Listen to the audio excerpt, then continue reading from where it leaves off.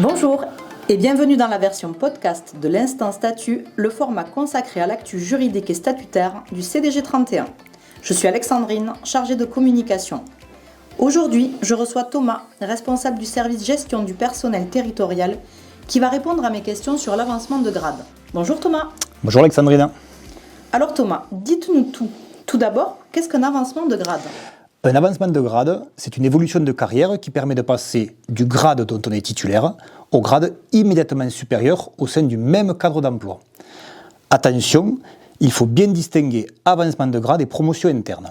L'avancement de grade correspond à un changement de grade, la promotion interne correspond à un changement de cadre d'emploi. Qui peut bénéficier d'un avancement de grade ? Peuvent avancer de grade tous les fonctionnaires titulaires, que ce soit en position d'activité ou en position de détachement. Et qui en est exclu ?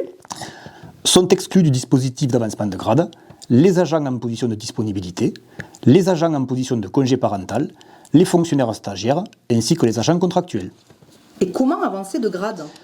L'avancement de grade a lieu soit au choix, par appréciation de la valeur professionnelle et des acquis de l'expérience professionnelle des agents, soit après une sélection par voie d'examen professionnel. Est-ce qu'un avancement de grade est de droit ? Non, un avancement de grade n'est pas de droit. Il demeure à la discrétion de l'autorité territoriale. Quelles sont les conditions requises ? L'avancement de grade est subordonné à une ou plusieurs conditions. Les principales sont un échelon à atteindre et ou une durée de service effectif. Mais peuvent également être requises d'autres conditions telles que une strate démographique, c'est-à-dire le nombre d'habitants dans la collectivité, un certain nombre de jours de formation ou une certaine position dans l'organigramme. Et où trouver les conditions ?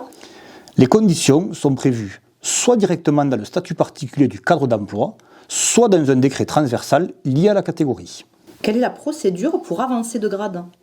Tout d'abord, les lignes directrices de gestion, ou LDG, ainsi que les taux promouvables ou taux de promotion doivent être mis en place au sein de la collectivité. Ensuite, l'organe délibérant doit créer l'emploi correspondant au nouveau grade par délibération. Enfin, l'autorité territoriale doit prendre un arrêté fixant le tableau annuel d'avancement de grade, puis un arrêté de nomination. Et quels sont les points de vigilance liés au tableau d'avancement de grade ? Tout d'abord, un seul tableau doit être pris par an et par grade.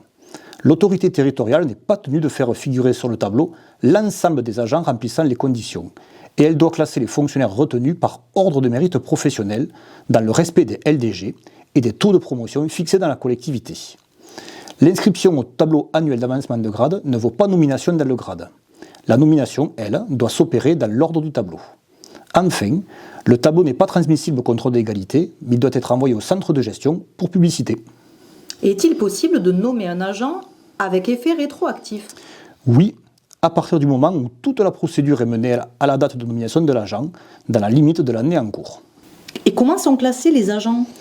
Il n'y a pas de règle générale. Le classement des agents est prévu soit directement par le statut particulier du cadre d'emploi, soit dans un décret transversal lié à la catégorie. Eh bien, merci Thomas d'avoir répondu à mes questions sur l'avancement de grade. Pour plus d'informations sur cette thématique, vous pouvez retrouver la fiche pratique en commentaire.